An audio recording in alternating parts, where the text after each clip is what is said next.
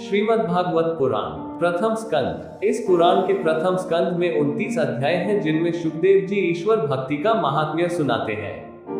भगवान के विविध अवतारों का वर्णन, देवर्षि नारद के पूर्व जन्मों का चित्रण, राजा परीक्षित के जन्म, कर्म और मोक्ष की कथा, अश्वत्थामा का निंदनीय कृत्य और उसकी पराजय, भीष्म पितामह का प्राण त्याग, श्री कृष्ण का द्वारका गमन, विदुर के उपदेश, धृतराष्ट्र, गांधारी तथा कुंती की तन गमन एवं पांडवों का स्वर्गारोहण के लिए हिमालय में जाना आदि घटनाओं का क्रमवार कथानक के रूप में वर्णन किया गया है। द्वितीय स्कंद। इस स्कंद का प्रारंभ भगवान के विराट स्वरूप वर्णन से होता है। इसके बाद विभिन्न देवताओं की उपासना, गीता का उपदेश, श्री कृष्ण की महिमा और कृष्णार्पणमस्तु की भावना से की गई भक्ति का उल्लेख है।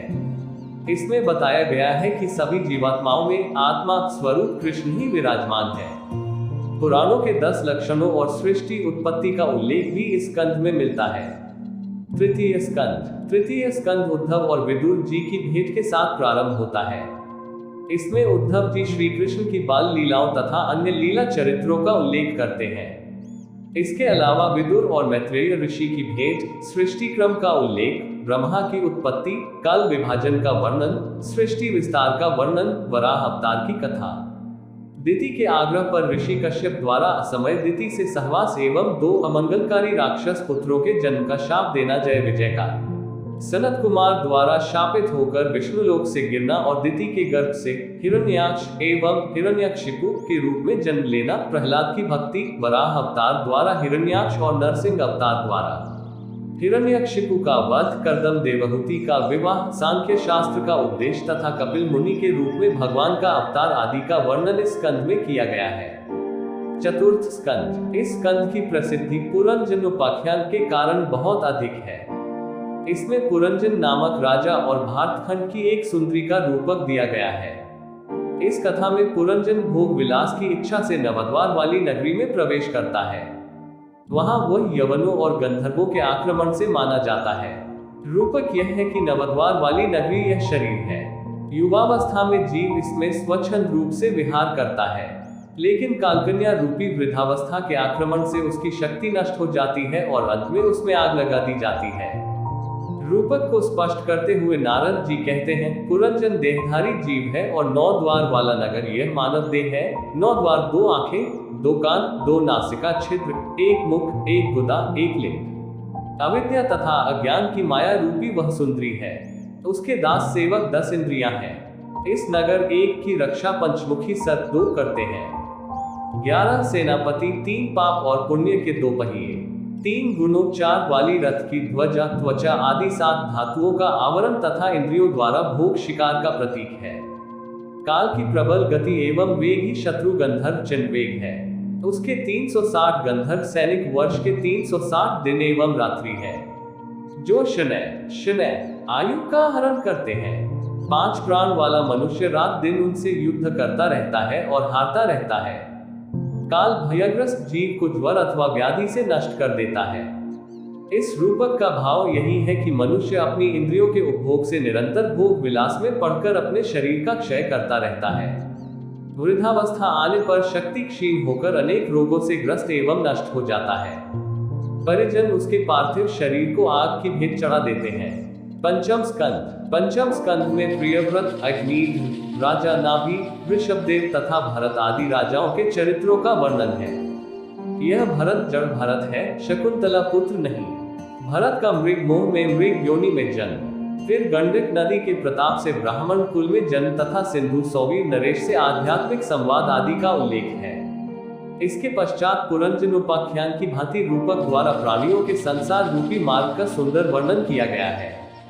इसके बाद भरत वंश तथा भुवन कोश का वर्णन है। तदुपरांत गंगावतरण की कथा, भारत का भौगोलिक वर्णन तथा भगवान विष्णु का स्मरण शिशुमार नामक ज्योतिष चक्र द्वारा करने की विधि बताई गई है। अंत में विभिन्न प्रकार के रौरव नरकों का वर्णन यहाँ किया गया है। षष्ठ स्कंद। षष्ठ स्कंद में नारायण कवच और पुंसवन व्रत विधि का वर्णन जनोपयोगी दृष्टि से किया गया है। पुंसवन व्रत करने से पुत्र की प्राप्ति होती है। व्याधियों, रोगों तथा ग्रहों के दुष्प्रभावों से मनुष्य की रक्षा होती है। एकादशी एवं द्वादशी के दिन इसे अवश्य करना चाहिए। इस स्कंद का प्रारंभ कान्यकुब्ज के निवासी अजामिल उजामिल उपाख्यान से होता है।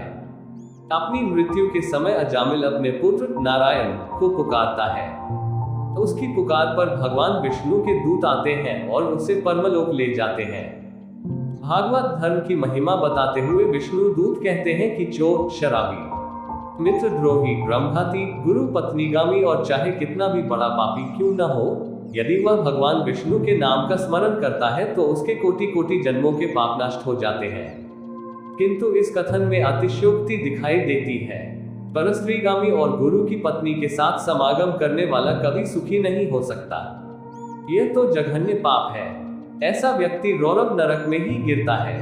इसी स्कंद में दक्ष प्रजापति के वंश का भी वर्णन प्राप्त होता है।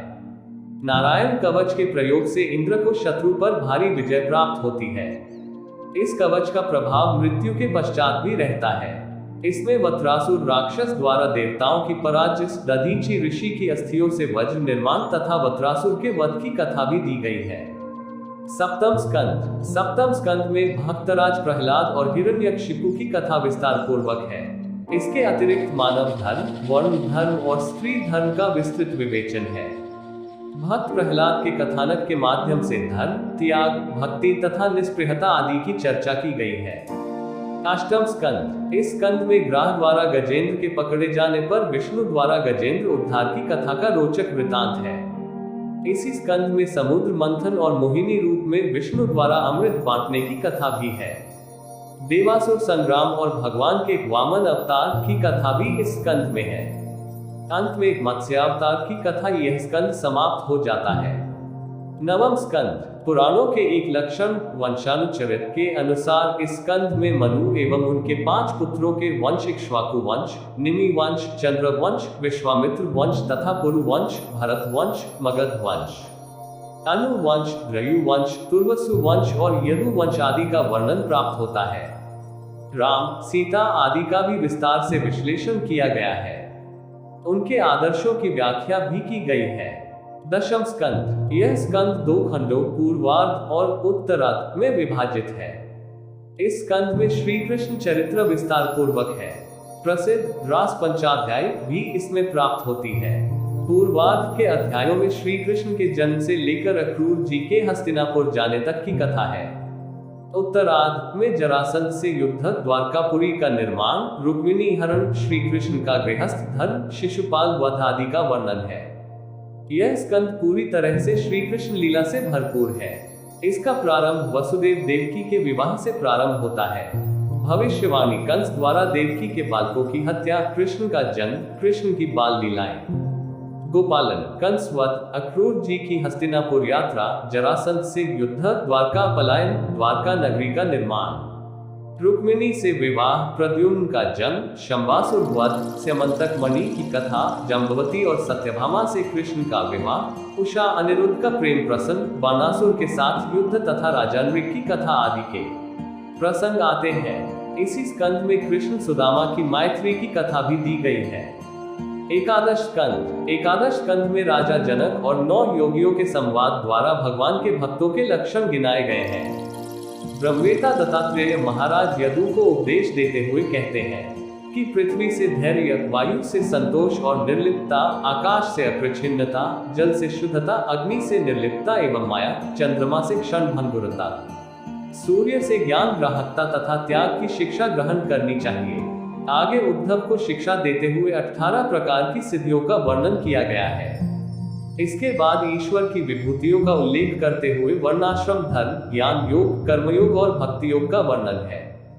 द्वादश स्कंद, इस स्कंद में राजा परीक्षित के बाद के राजवंशों का वर्णन भविष्य काल में किया गया है। इसका सार यह है कि 138 वर्ष तक राजा प्रद्युम्न, फिर शिशुनाग वंश के 10 राजा, मौर्य वंश के 10 राजा 136 वर्ष तक, शुंग वंश के 10 राजा 112 वर्ष तक, कव वंश के 4 राजा 345 वर्ष तक, फिर आंध्र वंश के 30 राजा 456 वर्ष तक राज्य करेंगे। इसके बाद आमीर, गर्द, भी, कट, यवन, तुर्क, गुरुंड और मौन राजाओं का राज्य होगा। मौन राजा 300 वर्ष तक और शेष राजा 1099 वर्ष तक राज्य करेंगे। इसके बाद वालिक वंश और शूद्रों तथा मलेच्छों का राज्य हो जाएगा। धार्मिक और आध्यात्मिक कृति के अलावा शुद्ध साहित्यिक एवं ऐतिहासिक कृति के रूप में भी यह पुराण अत्यंत महत्वपूर्ण है। भागवत पुराण में वर्णन है कि जीव को संसार का आकर्षण खींचता है, उसे उस आकर्षण से हटाकर अपनी ओर आकर्षित करने के लिए जो तत्व साकार रूप में प्रकट हुआ, उस तत्व का नाम श्री कृष्ण है, जिन्होंने अत्यंत गूढ़ और सूक्ष्म तत्व अपनी अटखेलियों, अपने प्रेम और उत्साह से आकर्षित कर लिया। ऐसे तत्वज्ञान के प्रचारक, समता के प्रतीक भगवान श्री कृष्ण के संदेश, उनकी लीला और उनके अवतार लेने का समय सब कुछ अलौकिक है। आपको हमारा वीडियो पसंद आया हो तो चैनल को लाइक एवं सब्सक्राइब करें और